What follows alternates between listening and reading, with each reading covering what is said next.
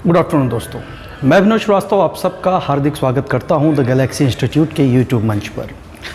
दोस्तों, पिछले कई दिनों से हमारे और आपके बीच जो कम्युनिकेशन हुआ है, जिस सब्जेक्ट को लेकर हमारे और आपके बीच बातें हुई हैं, वो सब्जेक्ट बायोलॉजी रहा। लेकिन आप में से ही कुछ बौद्धिक और प्रगतिशील छात्रों की मांग है कि मैं उन्हें केमिस्ट्री के भी सब्जेक्ट से परिचित कराऊँ, तो मैं आज आपको केमिस्ट्री के ही संबंध में बताऊँगा। दोस्तों देखिए, रसायन विज्ञान या केमिस्ट्री सबसे महत्वपूर्ण चीज़ है कि अगर हम प्रकृति के या अपने ब्रह्मांड के निर्माण की बात कर रहे हों, तो हमारे ब्रह्मांड के निर्माण की प्रक्रिया में मुख्य रूप से भाग लेने वाली सिर्फ दो चीज़ें थीं। एक है पदार्थ और एक है ऊर्जा। ठीक है। और ये जो पदार्थ या ऊर्जा है दोस्तों, ये मुख्य रूप से कई रूपों में मौजूद है, जिसे हम ठोस, द्रव और गैस, इन तीन नामों से जानते हैं। इसी में से जो द्रव है, इस द्रव का ही उदाहरण हो सकते हैं कई प्रकार के रसायन। जरूरी नहीं है कि ये रसायन जो है आपके द्रव अवस्था में हो, ये ठोस अवस्था में भी हो सकते हैं। ठीक है। हालांकि द्रव और ठोस ये पदार्थ की अवस्थाएं हैं, और पदार्थ की अवस्थाओं की अगर बात की जाए तो पदार्थ की कई अवस्थाएं हैं दोस्तों, जिसमें से इन तीन के अलावा अगर देखें तो पदार्थ की जो चौथी अवस्था हमें मिलती है, वो चौथी अवस्था है प्लाज्मा की। ठीक है। इसके अलावा पांचवी अवस्था, इसे हम लोग कहते हैं दोस्तों BEC। BEC मतलब है बोस आइंस्टीन कंडेंसेट। ठीक है दोस्तों, इसे बोस आइंस्टीन संघनन भी कहा जाता है, क्योंकि इसके प्रतिपादन में, इस सिद्धांत के निर्माण में भारत के कण भौतिकी के पिता यानी father of Indian particle physics के नाम से मशहूर जो है सत्येंद्र नाथ बोस का नाम लिया जाता है। और डॉक्टर सत्येंद्र नाथ बोस जो है, जैसा मैंने आपको बताया, इन्हें भारतीय कण भौतिकी का पिता कहते हैं। जबकि अल्बर्ट आइंस्टीन के बारे में हमें अच्छी तरह से पता है दोस्तों कि ये विज्ञान से रिलेटेड सापेक्षता के सिद्धांत के लिए जाने जाते हैं। तो इसी में, जैसा मैंने आपको पदार्थ या रसायन विज्ञान की बात की, ये प्लाज्मा जो है ये भी एक प्रकार की ऊर्जा है, लेकिन इसका रूप जो है वो आप कह सकते हैं ठोस है। तो आप इसे सॉलिड एनर्जी के रूप में भी देख सकते हैं। एक पिघला हुआ प्लाज्मा, ये कोई भी पदार्थ, कोई भी मॉलिक्यूल हो सकता है। तो मूलतः हम पदार्थ की अवस्थाओं की अगर बात करें तो दोस्तों, जिसमें रसायनों की चर्चा मैं आपसे कर रहा हूँ, और इसी के संदर्भ में मैं आपसे पदार्थ के ठोस, द्रव और गैस, इन तीन रूपों के बारे में भी बता रहा हूँ। और प्लाज्मा, बोस आइंस्टीन कंडेंसेट, ठीक है, ये दो और अवस्थाएं हैं पदार्थ की जो सामान्य तौर पर प्रचलित हैं और जिनके बारे में पूछा जाता है। अब देखिए, रसायन की बात अगर करें तो रसायन में अगर इसके पिता का नाम पूछा जाए, जैसे कि हर विषय का कोई न कोई ऐसा व्यक्ति होता है उससे संबंधित जो उस विषय के अस्तित्व के बारे में हमें पहली बार बताता है या उसकी उपयोगिता से हमें परिचित कराता है, तो ऐसे ही रसायन विज्ञान के पिता के रूप में हम लेवोसिए का नाम जानते हैं। फादर ऑफ केमिस्ट्री जो है, इन्हें हम कहते हैं। रसायनों में अगर कणों की बात की जाए दोस्तों, अणुओं की बात की जाए, जब भी केमिस्ट्री की बात आती है तो हमारे दिमाग में सामान्य तौर पर अणु, परमाणु और उसका निर्माण करने में भाग लेने वाले तीन मूल कणों की बात अगर की जाए तो इलेक्ट्रॉन, प्रोटॉन और न्यूट्रॉन, इनका नाम जो है हम लोग सबसे पहले लेते हैं।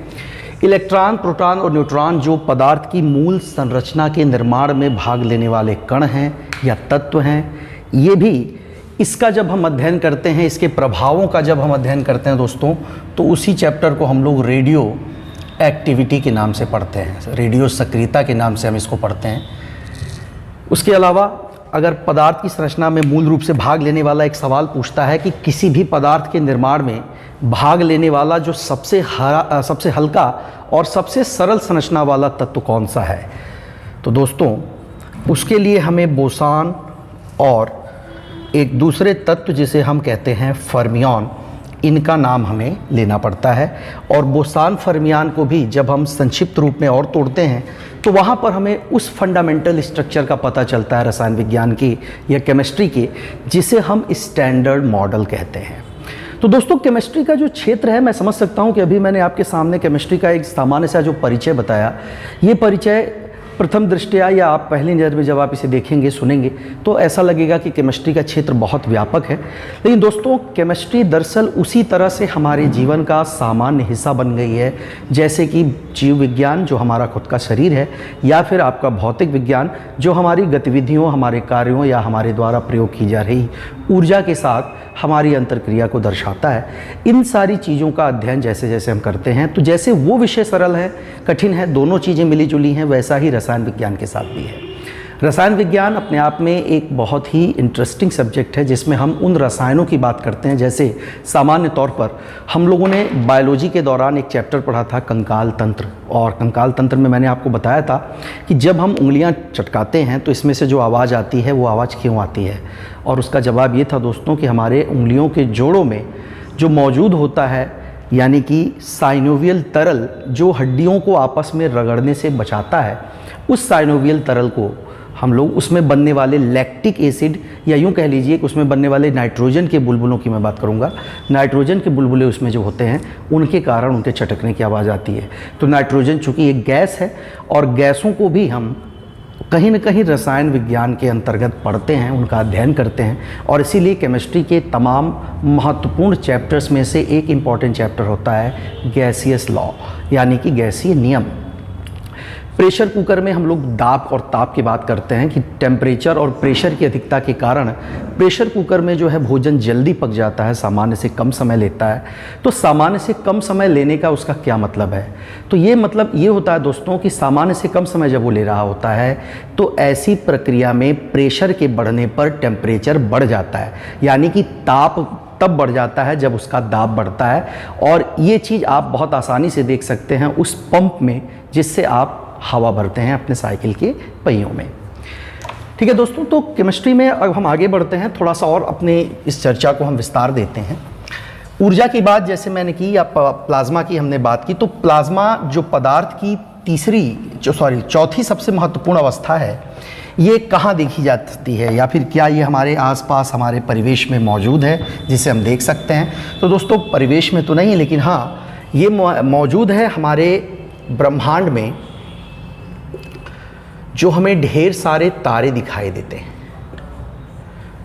तारे यानी कि जिन्हें हम स्टार्स भी कहते हैं दोस्तों। तो इन तारों के निर्माण में भाग लेने वाला जो मुख्य तत्व है वो आपका प्लाज्मा ही है। ठीक है, प्लाज्मा ही वो मुख्य तत्व है जो कि किसका निर्माण करता है? तारों का। चूँकि इस अवस्था में जो कण होते हैं दोस्तों वो कोई भी, मान लीजिए एक्स पार्टिकल है, वाई पार्टिकल है, या ये वो तत्व हैं जिनसे मिलकर के वो बना हुआ है प्लाज्मा, तो इस पर चार्ज होता है। चार्ज मतलब दोस्तों प्लस या माइनस चार्ज हो सकते हैं। मैं ये नहीं कह रहा हूँ कि दोनों चार्ज एक साथ होते हैं, क्योंकि अगर दोनों चार्ज एक साथ होंगे तो उससे बहुत ज़्यादा मात्रा में उनके संपर्क से ऊर्जा मुक्त होगी। इसे ऐसे समझा जाए दोस्तों कि हम लोग ऊर्जा की बात करते हैं, ऊर्जा का उत्पादन भी करते हैं हम लोग, और ऊर्जा के उत्पादन के लिए हम कई तरीक़ों का इस्तेमाल करते हैं जिसमें हम वायु, जल या फिर आप इसे प्रकाश कह सकते हैं, इन सब का हम प्रयोग कर रहे हैं। इसके अलावा अगर और एक चीज़ की बात की जाए तो उसमें दूसरी चीज़ होती है दोस्तों खनिज, और ये खनिज आप जानते हैं ठोस अवस्था में भी पाए जाते हैं और तरल अवस्था में भी और गैसीय अवस्था में भी। ठीक है, तो ऊर्जा जिसकी मैं बात कर रहा हूँ दोस्तों, ये भी एक प्रकार से रसायन का हिस्सा है, ये भी एक प्रकार से केमिस्ट्री विज्ञान का ही, रसायन विज्ञान का ही ये आपका हिस्सा होता है केमिस्ट्री का। तो उसके अलावा हमारे शरीर के निर्माण में जो भाग लेने वाले पार्टिकल्स होते हैं, अगर केमिस्ट्री का और विस्तार क्षेत्र देखा जाए तो डीएनए आप अच्छी तरह से जानते हैं। डीएनए जो हमारे शरीर के आनुवांशिक लक्षणों को एक पीढ़ी से अगली पीढ़ी तक ट्रांसफ़र करने के लिए जानी जाती है, एक पीढ़ी की जैविक सूचनाओं को वो अगली पीढ़ी तक स्थानांतरित करती है। तो इसका निर्माण करने में भाग लेने वाले भी जो रसायन ही हैं उनके ही अणु होते हैं। हालांकि इन्हीं रसायनों को इनकी प्रकृति के हिसाब से, चूँकि ये जैविक संरचनाओं का निर्माण करती हैं, इसलिए इन्हें हम कहते हैं जैव रसायन। और जैव रसायन यानी कि बायोकेमिकल। इसी से एक सब्जेक्ट आपका निर्मित हो जाता है दोस्तों, बायोकेमिस्ट्री। ये भी आपकी रसायन विज्ञान की एक शाखा है। बायोकेमिस्ट्री जो है वो भी आपकी रसायन विज्ञान की ही एक शाखा है। इसके अलावा और भी अगर चीज़ें देखें, ऑर्गेनिक और ऑर्गेनिक, इनऑर्गेनिक, माफ़ करें, ऑर्गेनिक और इनऑर्गेनिक भी, ये कार्बनिक और अकार्बनिक, मेरे कहने का मतलब है ये भी रसायन विज्ञान का ही हिस्सा है। आप इनऑर्गेनिक में जहाँ धातुओं आदि की बात करते हैं, तत्वों आदि का अध्ययन करते हैं, वहीं पर आप ऑर्गेनिक केमिस्ट्री में दोस्तों चर्चा करते हैं किस चीज़ के बारे में, कार्बन और उससे बनने वाले बहुलक के, क्योंकि सभी तत्वों में कार्बन एक ऐसा तत्व माना जाता है दोस्तों जो सबसे ज़्यादा मात्रा में यौगिकों का निर्माण करने की क्षमता रखता है। तो मैंने आज आपको सामान्य तौर पर केमिस्ट्री का छोटा सा परिचय देने की कोशिश की है, लेकिन अपने अगले वीडियो में मैं एक क्रमबद्ध अध्ययन के साथ आपके सामने आऊँगा और आशा करता हूं कि आज की वीडियो को आप अप्रिशिएट करेंगे और अपने विचारों से हमें वाकिफ़ कराएंगे। मैं कोशिश करूंगा कि इस विषय को, जिसे आप अमूमन जटिल मानते हैं, इसे आपके लिए आसान बनाया जा सके। तो दोस्तों, हमारी मुलाकात अब आपसे आज के बाद अगले वीडियो में, अगली क्लास में होगी। तब तक के लिए अपना ख्याल रखें, स्वस्थ रहें। Thank you very much.